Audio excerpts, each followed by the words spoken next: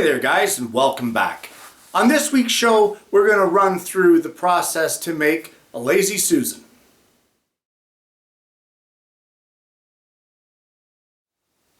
So here's the deal. There's come a need that I need a Lazy Susan, and a Lazy Susan isn't rocket science to make. It's basically a platform of whatever size you choose with a rotating ball bearing base on it, and that's it. It's really nothing special. But we're going to do it a little bit of a twist in that I'm going to be using up some scrap material. So what I've done is I've gone over to my wood pile or my wood rack, and I've pulled out as many scraps of different sizes that I can, and I'm trying to stick strictly to two species here, which would be maple and walnut.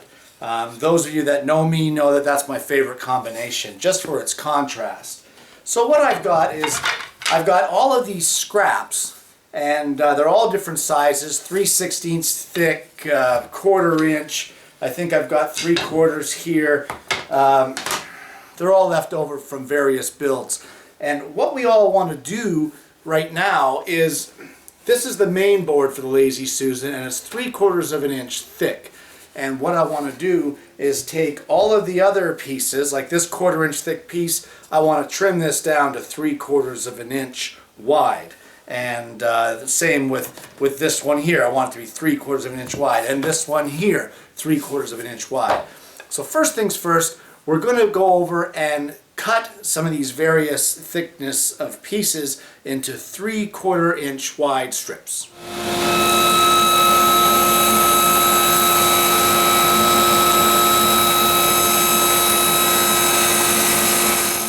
I've got all my wood ripped, and now it's just a matter of arranging it the way that you want to set it up for the glue up. And what I'm thinking is that I'd like to have the main board of walnut, and then the next size smaller, and then from there, of course, the next size smaller, and then carry it on with smaller sizes down to the end. And coming from this end this way, I'd like to have the thickest piece of maple, followed by the next thickest piece, followed by the next, and you know, you get it. You get it. Oh, I got the order mixed up here. But in here, like that, and like that, and it looks like I need one more piece of maple. So, to the scrap bin, and I'm going to get one more. I'm going to cut that to 3/4. I'm going to put that right in this gap here. So just give me a minute.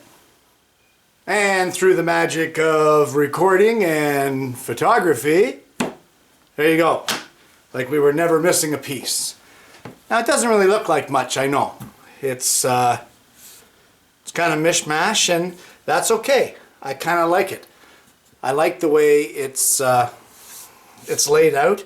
And I think now what we're going to do is we're going to cut each of these pieces into the same length. So over to the table saw again, using our miter fence, I am going to cut all of these boards at a decided length. And I think for this particular project, this one board here is 15 inches. Let's cut them all at 15. So after double checking measurements, and the thing with using scrap for any project is you really need to inspect the wood. And what happened here was I inspected the wood and found that there were a few pieces that had flaws in them that would have shown in my final project. So to avoid that, I cut them out. And by doing that, I sacrificed a little bit of the length, which is really no big deal. So instead of 15 inches long, I cut these to 13 3/4, and that worked out just fine. So going with what we said was going to be our layout, with the thickest piece of walnut at the one end, working our way from the thickest to the thinnest with the walnut, just like so.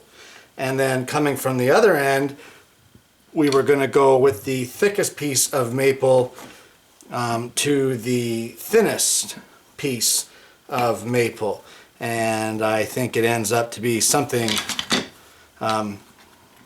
like this once you stop fumbling with it. This piece here is rotated and you end up with something like this. So I kind of like the way this looks, but in looking at it I also see it kind of looks a little odd over here. Too much white, not enough dark. So I think what I might do here, for the sake of this project anyway, is reverse a few things. And I think I might like another darker strip out here. This is too much white on this end. So take your arrangement and play with it. And once you get it the way that you like it, then we're going to start with the glue up.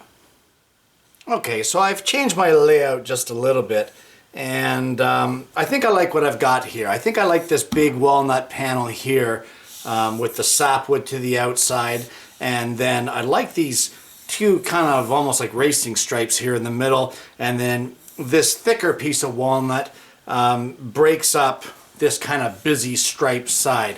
So I think I like what I've got here, and I like the way that this walnut sapwood on the outside of the piece complements the lighter wood on this side of the piece. So with that being said, now I'm going to get some bar clamps, and we're going to go ahead and laminate these boards together.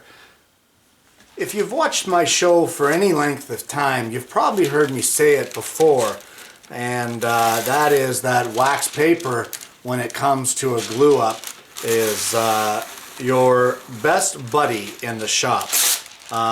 It's dirt cheap, and it'll go a long way to keeping things from gluing together that you don't want to glue together.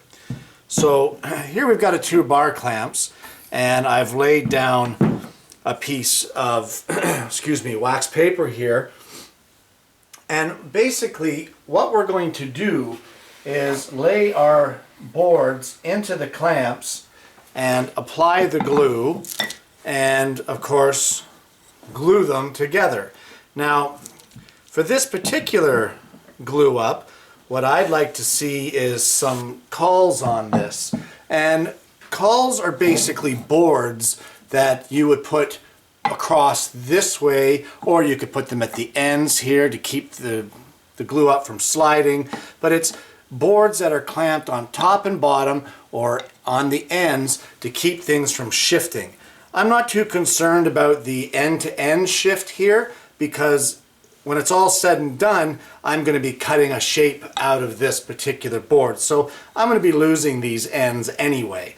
So if they're not lined up, I'm not concerned. I am concerned, however, with vertical shift.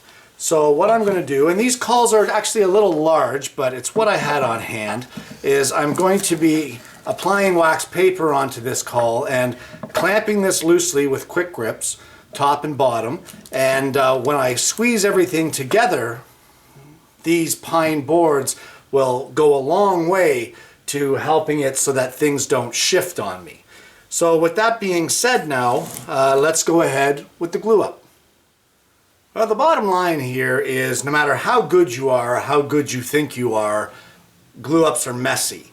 And for me, they've always been awkward. I usually have my wife come out and help me, but that isn't the case today, and I'm okay with that. I can do this one. I got this. So what you want to do is on each surface, you want to lay a nice even coat of glue. I'm not going to do both surfaces. Some guys swear by that. I don't know. I don't hold too much validity into it. I think that if you have enough of a coating of glue on the one surface, that when it gets sandwiched together, there'd be enough of a low viscosity of your glue that there's no reason it shouldn't go into your next piece. So double-sided gluing, I don't know. Do whatever you want. If you want to do on both sides, knock yourself out. It's your project, right? So anyway, what we're going to do here is I'm going to start coating up this piece with glue, and we're going to go ahead and on each piece we're going to give a nice even coating of glue, and this is just Titebond, just regular, you know, Titebond glue. This is nothing special. I'm not using any kind of water-soluble glue. This isn't like a cutting board where you'd want Titebond 3. Titebond 1 is just fine. So there we go, there's our first little piece glued up there, and now I'm going to move along to the next piece. And I'm just going to carry on and go through each individual piece and glue these together.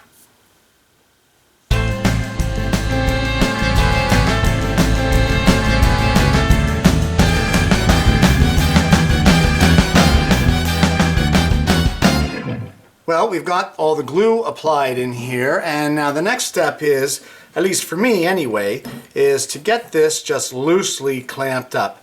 And we're not going to crank down on it because I still want to be able to make some adjustments.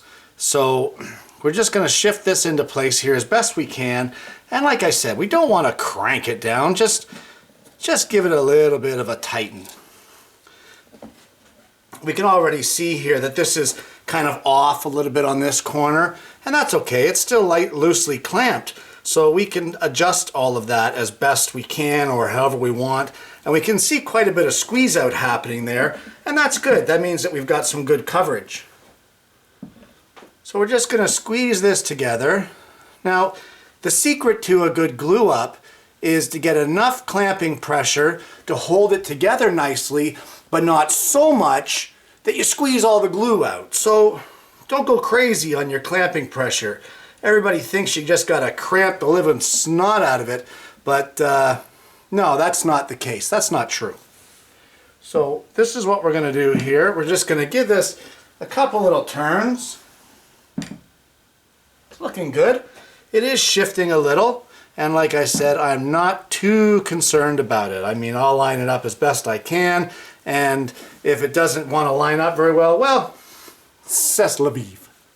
That's French. Okay, so we haven't got our cauls on here yet, but what I've got, and it's kind of just a little tip for you, you can do with it what you will. What I've got is old business cards, and I'm not going to bother getting into where they came from, really doesn't matter.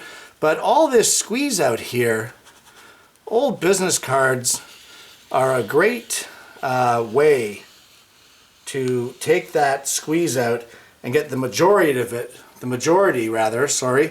off your project. I don't know if you can see how much glue is on that, but that's a lot of glue. And with that now, we'll get another business card and scrape it off of that section there. But yeah, old business cards, they are your friends when it comes to glue ups. So there you go. So the majority of the glue is off. What I'd like to do now, I know there's going to be more squeeze out, but I'm just going to get a damp rag and wipe that off and get rid of most of this squeeze out. The underside, well, what are you going to do? The underside is the underside, and we're going to have a caul in place there soon enough anyway. So the underside's dripping like mad underneath, and later on we're going to clean that up with the chisel. So I'm not too concerned at this point. But for now, I'm going to give this a wipe with a damp rag, and then we're going to apply some cauls. Alright, now we're going to add the caul on the top and the bottom. So another piece of wax paper, again, that's your buddy in the shop. And what we're going to do here is just lay that across our piece. We're going to put our top caul on top. Now what the wax paper here does is keeps the glue from adhering to this piece here. Now we're going to take our other caul, and again, it's got a piece of wax paper on it, and we're going to come from underneath, and we're just going to slide it along the base of the board. I'm going to move this one here for just a second, just so I can feel when this is coming out. There we go. We can already see that that piece of wax paper on that is just coated with glue, and that's good. That's what it's supposed to do. Then from there, of course, you take your quick grip clamps, and you just want to clamp these two boards together.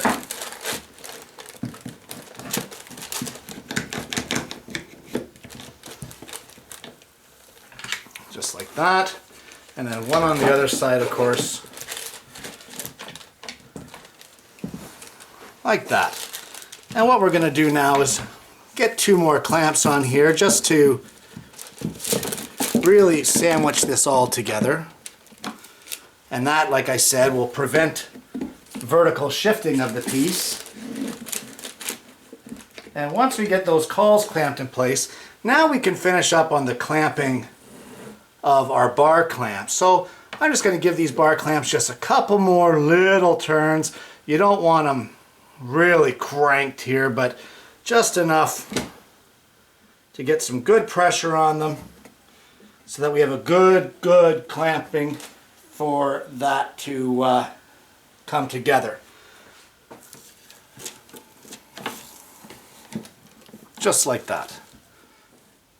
So with that, there's not much more I can do with this project for today. The boards are cut, they're glued up, they just have to rest.